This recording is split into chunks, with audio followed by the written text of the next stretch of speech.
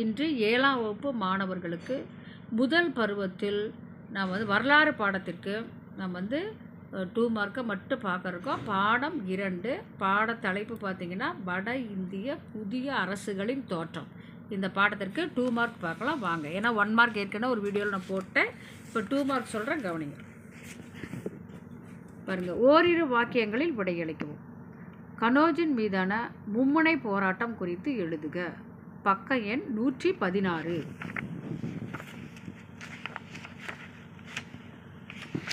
இங்கே பாருங்கள், இந்த கட்டத்தில் இருக்கிறத குறிச்சிக்கோங்க. மாளவத்தின் கூர்ஜர பிரதிகாரர்கள், அதிலிருந்து அந்த பேரா முடிகிற வரைக்கும் குறிச்சிக்கோங்க. இது முதல் கேள்விக்கான பதில். அடுத்ததாக 2, ஏதேனும் 4 ராஜபுத்திர குலங்களின் பெயர்களை எழுதுக. 116வது பக்கம் எடுத்துக்கோங்க. இங்கே பாருங்கள், பிரதிகாரர்கள், சவுகான்கள், சாளுக்கியர்கள், பரமார்கள். இதை 4 மட்டும் எழுதினா போதும். இது 2வது கேள்விக்குரிய பதில். அடுத்ததாக 3, பாலர் அரச வம்சத்தை நிறுவியவர் யார்? கோபாலர். இங்கே எழுதியிருக்க பார்த்துக்கோங்க, கோபாலர். அடுத்து 4, தொடக்க கால முதல் 2 களிப்பாத்துக்களின் பெயர்களை குறிப்பிடுக. பார்த்திங்கன்னா முதல் 2 களிப்பாத்துக்கள்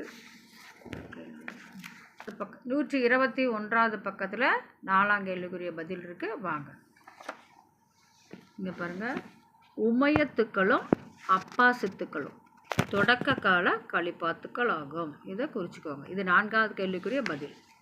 அடுத்தது 5, காசிம் தோற்கடித்த சிந்து மன்னரின் பெயரை குறிப்பிடுக.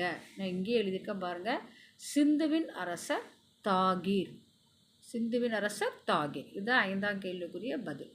Thank you students.